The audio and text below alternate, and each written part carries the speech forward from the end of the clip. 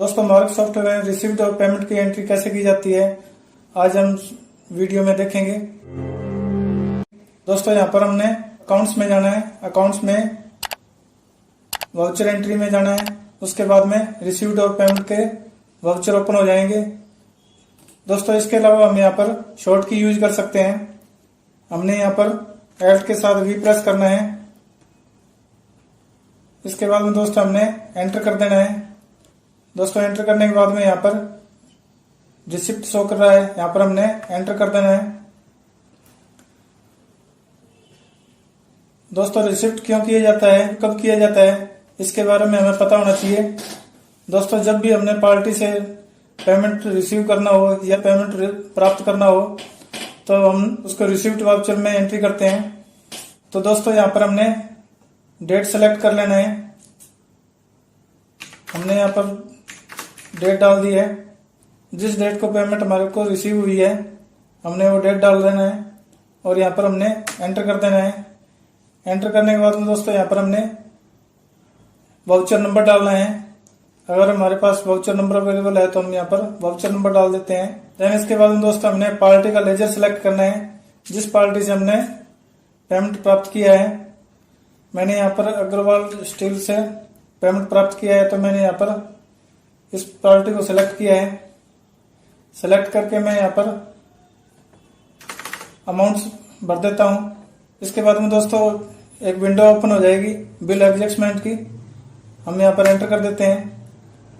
Enter करने के बाद दोस्तों यहाँ पर हम एंटर करते हैं जिस भी बिल के अगेंस्ट हमारी पेमेंट आई हो हम वहाँ पर एंटर कर देंगे। दोस्तों इसके बाद में हमने कैश लेजर सेलेक्ट करना है और एंटर कर देना है। एंटर करके दोस्तों यहाँ पर हमने सेव कर देना है।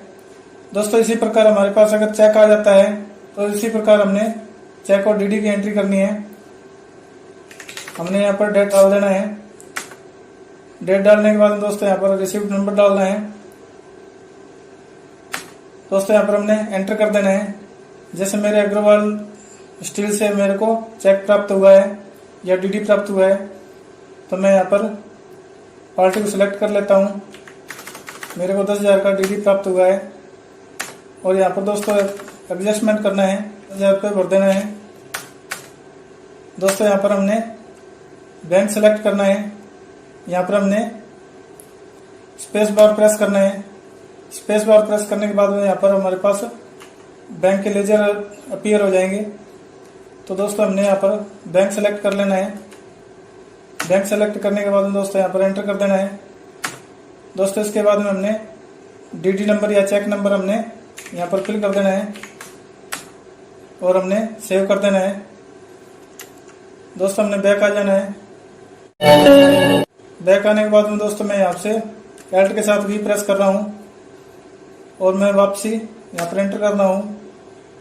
एंटर करने के बाद में दोस्तों यहाँ पर दूसरा ऑप्शन आता है जीएसटी एडवांस का। दोस्तों अगर हमारे को पेमेंट एडवांस रिसीव हुई है, किसी पार्टी को हमने माल देना है और उसका एडवांस पेमेंट आ गया है तो हमने यहाँ पर एंट्री इस प्रकार करनी है। दोस्तों यहाँ पर हमने एंटर कर देना है। एंटर करने के बाद में दोस्तों यहाँ पर हमने डेट डाल देनी है। दोस्तों यहाँ पर हमने वाउचर नंबर डालना है। वाउचर नंबर डालने के बाद में दोस्तों हमने जिस पार्टी का एडवांस प्राप्त हुआ है वो पार्टी हमने सिलेक्ट करनी है। मैं अग्रवाल आर्मी स्टोर को सिलेक्ट किया है। दोस्तों यहाँ पर डॉक्यूमेंट नंबर अपने आप आ जाता है। दोस्तों यहाँ पर हमने एंटर कर देना है। एंटर करने के बाद में दोस्तों जिस भी बैंक में हमारी पेमेंट आई है उस बैंक को हम सिलेक्ट कर लेते हैं। जैसे मैंने SBI को सिलेक्ट किया है। दोस्तों यहाँ पर हमने HSN कोड भरना है। पार्टी को जो भी माल हमने बेचा है या बेचना है उसका HSN कोड हमने यहाँ पर मेंशन कर देना है। दोस्तों यहाँ पर हमने अमाउंट भर लेनी है। अमाउंट भरने के बाद में दोस्तों यहाँ पर हमने एंड की प्रेस करनी है और दोस्तों यहाँ पर हमने एंटर कर देना है। एंटर करने के बाद में दोस्तों हमने ESC प्रेस करना है और हमने एंटर कर देना है। पार्टी का जो 10,000 रुपये है वो जमा हो चुका है और बैंक के नाम डल चुके हैं। इसी प्रकार जीएसटी में अपने आप ही एडजस्टमेंट हो चुका है।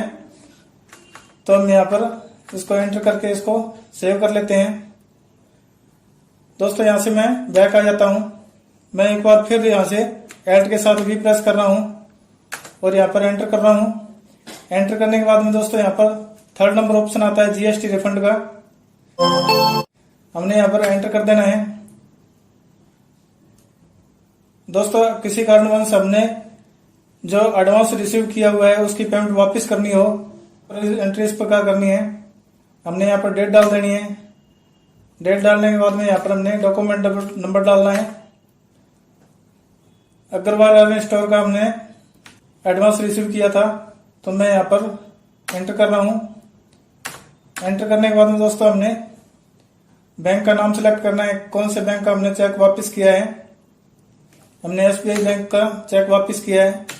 दोस्तों यहाँ पर हमने कौन से HSN कोड के थ्रू उसका पेमेंट हमने वापस किया है। जैसे हमने यहाँ पर 9031 सेलेक्ट कर लेते हैं। दोस्तों यहाँ पर हमने 10,000 की पेमेंट रिसीव की थी, मैं उसको वापस कर रहा हूँ। दोस्तों यहाँ पर हमने एंड की प्रेस करना है। एंड की प्रेस करने के बाद दोस्तों यहाँ पर हमने एंटर कर देना है। एंटर करने के बाद दोस्तों यहाँ पर हमने ESC प्रेस करना है। दोस्तों यहाँ पर अग्रवाल आयरन स्टोर का हमारे पास एडवांस रिसीव हुआ था, हमने यहाँ पर उसको वापस कर दिया है, यानी कि जीएसटी एडवांस रिसीव था वो हमने रिफंड कर दिया है। तो दोस्तों यहाँ पर हमने एंटर कर देना है। दोस्तों यहाँ पर जीएसटी की जो भी एंट्री है वो अपने आप ही फिल हो चुकी है, हमने यहाँ पर सेव कर देना है। दोस्तों इसके बाद में हमने पेमेंट वाउचर देखना है। ऐड के साथ भी प्रेस किया है और इसमें पेमेंट पर एंटर किया है। दोस्तों हमें पता होना चाहिए पेमेंट वाउचर क्या काम आता है। दोस्तों पेमेंट वाउचर हमने पार्टी को, जिस पार्टी से माल आया हुआ है उस पार्टी को हमने पेमेंट करनी होती है, तो हमने उस पेमेंट की एंट्री पेमेंट वाउचर में करनी है। दोस्तों यहाँ पर हमने डेट सिलेक्ट कर लेनी है। यहाँ पर हमने वाउचर नंबर डालना है। दोस्तों यहाँ पर हमने वो पार्टी सिलेक्ट करनी है जिसको हमने पेमेंट देनी है।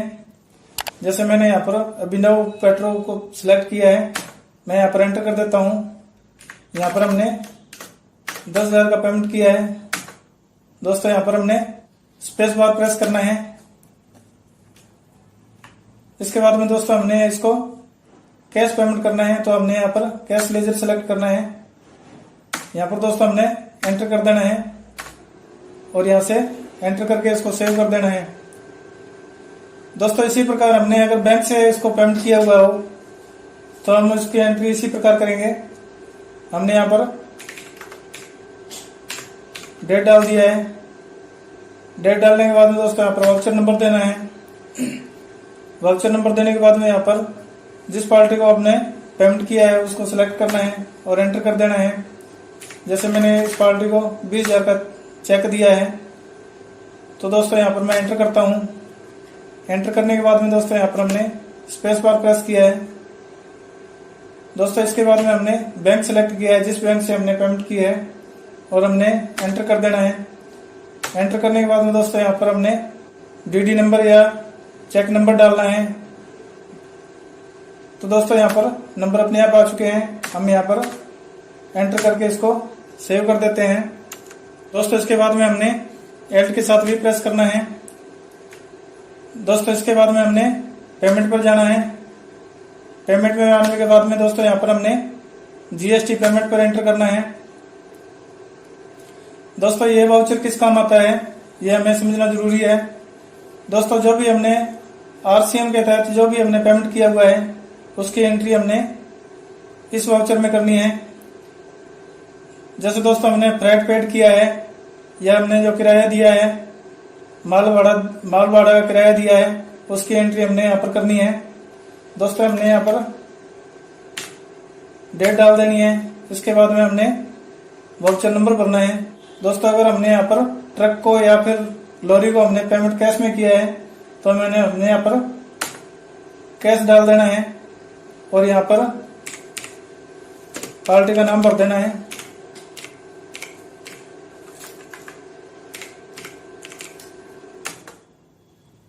क्योंकि दोस्तों यहाँ पर यूआरडी होता है तो यहाँ पर इसका जीएसटी नंबर नहीं होगा। दोस्तों यहाँ पर हमने एड्रेस भर लेना है और दोस्तों यहाँ पर हमने एंटर कर देना है। दोस्तों यहाँ पर हमने एंटर कर देना है।